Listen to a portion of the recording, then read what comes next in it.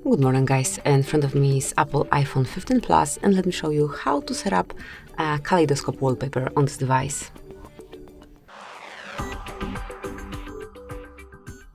First of all, you have to open the settings. Then to enter wallpaper, just find it under settings list and click on add new wallpaper.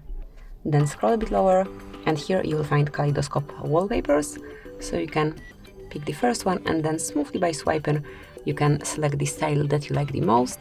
So all of them are truly unique and very beautiful, but I would like to pick this one and now just click on add. Now you can set it as a wallpaper pair or you can customize home screen separately.